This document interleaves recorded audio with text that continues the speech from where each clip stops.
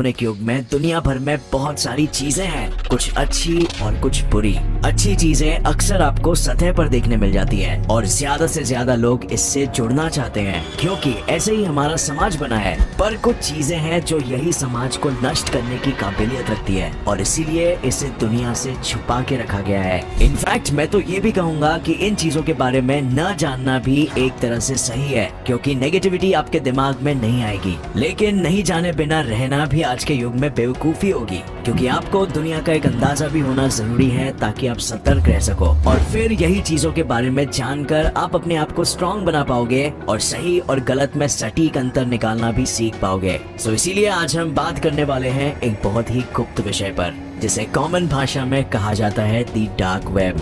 अब friends, maximum लोग जब इंटरनेट के बारे में सोचते हैं तो उन्हें लगता है कि इंटरनेट में सिर्फ अपने डे टू डे काम जैसे कि वीडियोस देखना, न्यूज चेक करना, online bookings, social media use करना, बस यही होता है। बट ये तो बस वही दुनिया है जो आप सतह पर देखते हो। इसकी गहराई में भी एक बहुत ही अलग इंटरनेट की दुनिया है जो टेररिस्ट, क्रिमिनल्स, मानसिक रोगी, विनाश चाहने वाले लोग, टॉप सीक्रेट जासूस, हाई सिक्योरिटी वाले लोग एटसेट्रा हर दिन एक्सेस करते हैं, लेकिन आप और मैं चाह के भी उन्हें कभी ट्रैक नहीं कर सकते। हम तो क्या दुनिया के बेस्ट से बेस्ट पुलिस एजेंसीज भी नहीं। लेकिन फ्रेंड्स, ये लोग कौन है और क्या चाहते हैं इंटरनेट से? तो इंटरनेट को कुछ इस तरह से समझिए। इंटरनेट जो हम यूज करते हैं हमारे ऑर्डिनरी ब्राउजर जैसे गूगल क्रोम से सिर्फ एक छोटा सा वेब का हिस्सा यूज करता है। एक्सपर्ट्स के मुताबिक सिर्फ 4 से 10% तक ही आप असल में इंटरनेट को यूज कर सकते हो अपने ब्राउजर और सर्च इंजन से। एक रफ एस्टिमेट के अनुसार इंटरनेट में 1.8 बिलियन से ज्यादा एक्टिव साइट्स है जिसमें कि कुछ साइट्स जैसे Google, Wikipedia, Amazon, Reddit etcetera public sites है और जो हम लोग रोजाना एक्सेस करते हैं। लेकिन इसका मतलब ये नहीं हुआ कि बाकी के साइट्स इलीगल या अनयूज्ड है। इंटरनेट के बड़े हिस्से के वेबसाइट्स भी कम्प्लीटली लीगल होते हैं, लेकिन यहाँ डेटा थोड़ा अलग किस्म का है और एक आम इंसान से छुपाया रखा जाता है कुछ सिक्योरिटी रीजंस की वजह से। और यहाँ पर पब्लिक के private records, emails, bank transactions, medical records, financial records, legal documents, scientific researches, government reports etcetera store की जाती है। डार्क वेब डीप वेब का ही एक इंटरनेट पार्ट है जिसमें आईपी एड्रेसेस यानी online identities web search engine से इंटेंशनली छिपाई रखी जाती है और ये सभी वेबसाइट सिर्फ एक स्पेशल किस्म के वेब ब्राउजर से ही एक्सेस किया जा सकता है। डार्क वेब्स का कॉन्सेप्ट ही बिल्कुल अलग है। डार्क वेब के वेबसाइट सिंपल गूगल क्रोम या माइक्रोसॉफ्ट एज या किसी अन्य ब्राउजर से एक्सप्लोर नहीं किए जा सकते और इनका डोमेन नेम .in या .com के बजाय .onion से एंड होता है। अब ऑनियन यानी प्याज ऐसा नाम क्यों दिया गया, इसके पीछे एक बहुत ही इंटरेस्टिंग स्टोरी है जो कुछ ही देर में हम जानने वाले हैं। तो जिस तरह से हम अमेज़न, फ्लिपकार्ट, स्नैपडील से बुक्स, क्लोथ्स एटसेट्रा ऑनलाइन मंगाते हैं, उसी तरह terrorist, drug smugglers, illegal animal parts, fake currencies, fake passport dealers, बच्चों के साथ गलत काम करने वाले मानसिक रोगी, credit card hackers, anti nationals etcetera dark web से इलीगल और खुफिया ट्रांजैक्शंस करते हैं क्योंकि उन्हें कंप्लीट प्राइवेसी और सीक्रेसी मिल जाती है।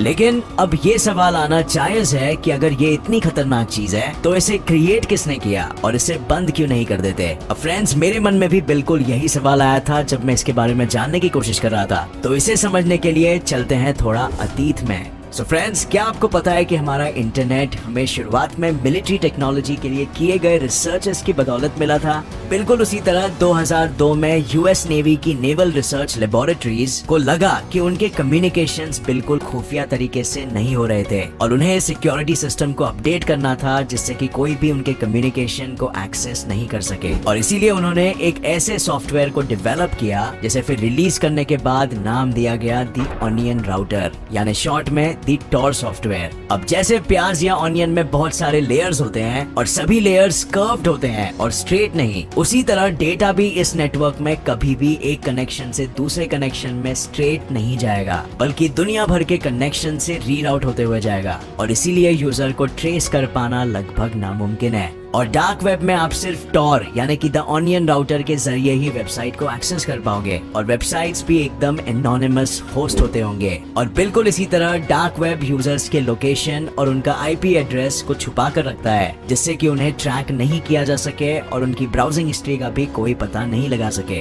वैसे तो शुरुआत में ये सॉफ्टवेयर सिर्फ मिलिट्री इंटेलिजेंस और कम्युनिकेशंस के लिए थी, लेकिन बाद में यूएस मिलिट्री ने इस सॉफ्टवेयर को थोड़े इररिस्पॉन्सिबल और सेंसर्ड देश जैसे China, China, north Korea, Iran के रिबेल्स को यूएस गवर्नमेंट के साथ सीक्रेट कम्युनिकेशन के लिए यूज करने के लिए दिया, ताकि उन रिबेल्स और यूएस गवर्नमेंट के बीच कम्युनिकेशन सीक्रेटली हो पाए। और फिर धीरे धीरे ये वहां से लीक होकर पब्लिक होना शुरू हो गया और आज डार्क वेब्स को प्रीटी मच हर तरह के लोग यूज करना शुरू कर दिए हैं, अच्छे और बुरे दोनों, लेकिन शायद क्रिमिनल्स ज्यादा।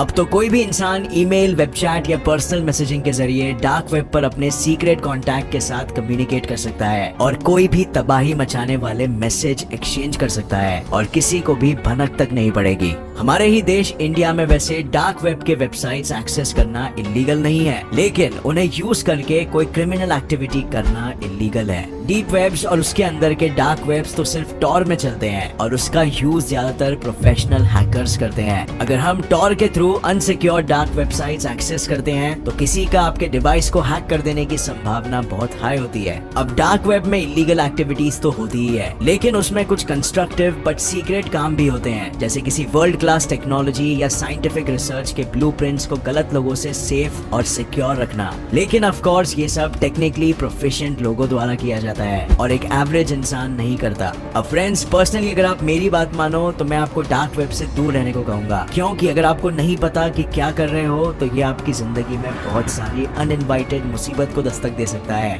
अगर कोई इंसान टॉर ब्राउजर डाउनलोड भी कर ले, जो कि फ्री सॉफ्टवेयर है, तो भी उसके बाद उसे पता नहीं चलेगा कि अब जाना कहाँ है। टॉर के वेबसाइट गूगल या यूट्यूब की तरह नहीं होते कि बस टाइप कर दिया और आप पहुंच जाओगे। आपको पहले वेबसाइट के नाम पता करने पड़ेंगे जो काफी कॉम्प्लिकेटेड और सीक्रेटिव होते हैं, या फिर आपको बहुत से हिडन चीजों के अनलिमिटेड लिंक्स मिलेंगे जो वैसे तो एक्टिव ऑनियन वेबसाइट्स होंगे, लेकिन आपको पता नहीं चलेगा और वो आपको किसी इलीगल साइट तक पहुंचा देंगे। तो सिंपल बात ये है कि डार्क वेब्स को मेरे ओपिनियन में अवॉइड करना चाहिए और एक नॉर्मल यूजर अपनी सुविधा के लिए वीपीएन यानी वर्चुअल प्राइवेट नेटवर्क का इस्तेमाल कर सकता है, जिससे वो अपने नॉर्मल क्रोम ब्राउजर को भी और सिक्योर बना सकता है। लेकिन फ्रेंड्स, दुनिया में अगर टेक्नोलॉजी का सदुपयोग हो रहा है तो उसका मिसयूज होना भी बिल्कुल नॉर्मल है, लेकिन आपको इसे एज अ रियलिटी एक्सेप्ट करना है और इन चीजों से दूर रहना है। डार्क वेब के बहुत सारे भयानक किस्से आपने मे बी ऑनलाइन सुने भी होंगे, लेकिन उनसे डरिए मत, क्योंकि बहुत सारे अर्बन लेजेंड्स यानी मन घड़त कहानियां भी होती है। बट ओवरऑल अपने आप से सिर्फ एक सवाल पूछिए कि अगर आपको सेफ एंड सिक्योर रहना है और नेगेटिविटी से दूर, तो नेगेटिविटी को अट्रैक्ट करना अपनी लाइफ में क्या आपको पॉजिटिव रख पाएगा?